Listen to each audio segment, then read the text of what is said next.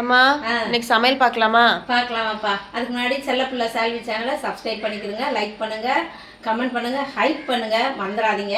வாங்க இப்போ வீடியோக்குள்ளே போய் பார்க்கலாம். அண்ணா சமைச்சிருக்கிறோன்ட்டு. சரி, முதல்ல சோறு போட்டுடலாமா?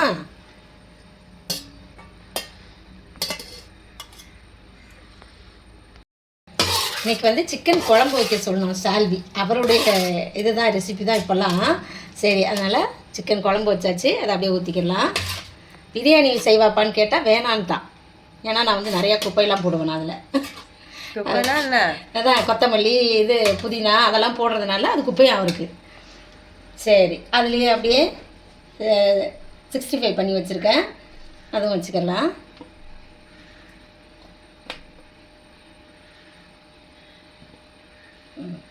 அப்புறம் முட்டையும் அவிச்சு வச்சுருக்கேன். ஏன்னா முட்டை வந்து நல்லது உடம்புக்கு, டெய்லி சாப்பிட்டுக்கலாம் அப்படின்ட்டு அதையும் வச்சாச்சு. அப்புறம் ரசமும் வச்சுருக்கேன். துவையல், இது வந்து கருவேப்பிலை துவையல். நமக்கு டெய்லி நான் கடைக்கு போவேனா கொஞ்சம் கொஞ்சமாக பெருசாக கொடுப்பாங்க. அதெல்லாம் சேர்த்து வச்சு ஒரே நல்ல துவையல் அரைச்சி வச்சிடுறது. வாரத்துக்கு ஒரு தடவை அது துவையல் சாப்பிட்லாம். அது ரொம்ப நல்லது உடம்புக்கு. மூளையிலேருந்து எல்லாத்துக்கும் ரொம்ப நல்லதுன்னு சொல்லியிருக்கிறாங்க டாக்டருங்க. அப்பப்போ நான் வீடியோ பார்க்குறேன்ல, அதனால் அதை விடக்கூடாது அப்படின்ட்டு துவையலாக அரைச்சிடுறது அப்பப்போ. அதோட இங்கே மாம்பழமும் கட் பண்ணி வச்சுருக்கேன். சீசன் இருக்கிற வரைக்கும் மாம்பழம் சாப்பிட்லான்னு. அதுவும் வச்சுக்கலாம். ஏன்னா சாப்பிடும்போது அப்படி வச்சுக்கிட்டு ஒரு காரம் இருந்துச்சுன்னா அதை கொஞ்சம் கடிச்சிக்கிட்டோம்னா இனிப்பு சூப்பராக இருக்கும். அப்புறம் துவையல், நம்ம அரைச்ச துவையலும் வச்சுக்கிடலாம். இந்த அதாவது சிக்கன் குழம்பு, மீன் குழம்பு, இந்த குழம்புங்களோட துவையல் சாப்பிட்றது வந்து அவ்வளோ நல்லது.